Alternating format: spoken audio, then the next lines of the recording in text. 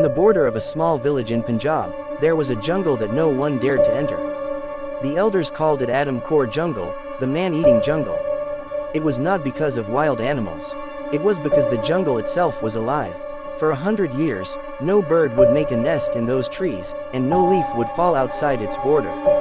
The village people said that if you stand near it at night, you can hear it breathing. And sometimes, you can hear it calling your name. Arslan didn't believe any of it.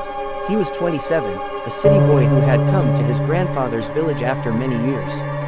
When he heard the story from the old men at the tea stall, he laughed. "Jungle never eats a man. Men eat each other," he said. His cousin Bilal warned him, "Don't say that. The jungle listens." That same night, Arslan heard it. He was sleeping on the rooftop because of the heat. At exactly 2:17 a.m., a cold wind touched his face, even though there was no wind at all. And then, from the direction of the dark jungle, he heard a soft voice. "Arslan, Arslan, come." It was a woman's voice, sweet and painful at the same time, like someone crying for help. He stood up. His heart was beating fast. The jungle was a black wall in the distance, but for a second, he saw a faint light inside it, like a lantern swinging. The next day he asked Bilal, "Does someone live in that jungle?" Bilal's face became white. "No one lives there.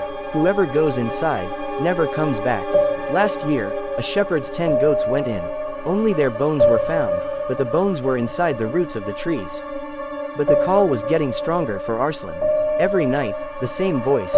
"Arslan, come, I am waiting." On the third night, he could not control himself. He took a torch and a stick and walked towards the jungle. The closer he got, the colder the air became. The trees were huge, taller than any trees he had ever seen.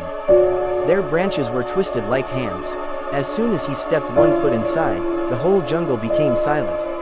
No crickets, no wind, just his own breathing. "Hello, who is here?" he shouted, and then he saw her. Under a giant old banyan tree, a girl in a white dress was standing with her back to him. Long black hair. "Did you call me?" Arslan asked. The girl slowly turned. She had no face, just smooth skin where a face should be. And from her mouthless face, the voice came again, "You came." Arslan screamed and fell down. His torch fell and went off. In the darkness, he realized the ground under him was soft. Not mud, it was moving. The roots of the trees were moving like snakes. They grabbed his legs. He tried to pull away, but more roots came out of the ground and pulled him towards the banyan tree. The tree opened its trunk like a giant mouth. Inside, he could see hundreds of bones, clothes, watches, shoes of all the people who had been eaten before.